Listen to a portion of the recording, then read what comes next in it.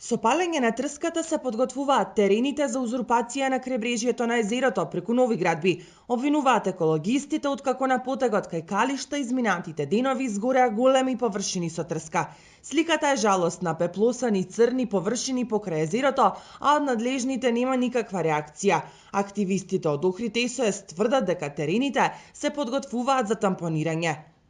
Максимално се користи секој момент. Не се знае кој узурпира кој гради. На локациите беа лица со приватни возила, израмнет терен на неколку места изградени објекти непосредно до езерото, паркирани возила оградено со жица. Свесно е премолчено ова намерно уништување на природата. Појасот трска кој е овде најконзистентен. Сите молчат, локацијата е надвор од градот, незабележлива, што е уште еден поволен момент за овие узурпатори, велат од Охрид СОС.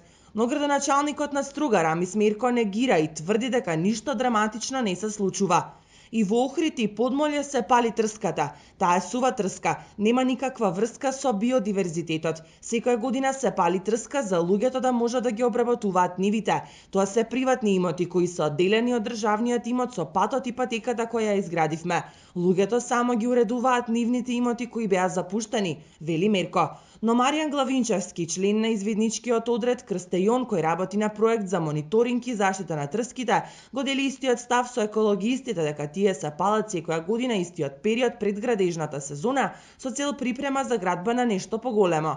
Самото палење на трски во сушност представува припрема за изведба на некои други активности, односно можда појавување на нелегални објекти, изградба на некои си автокампови кои што се појавија на крајбрежјето баш пред појасот Трски, или на некои други изградба на плажи или некои други активности кои што би можеле да се случат во идниот период. Главинчевски додава дека институциите со години замижуваат пред овој проблем, а за тоа говори и фактот што и по една недела на терен се уште не излегол ниту еден инспектор за животна средина. Во теков на последниве, да речем 10 или 12 години колку што активно сме вклучени во заштита на појасот Трски, значи редовно се поднесувани пријави до надлежни институции, меѓутоа со многу мал ефект.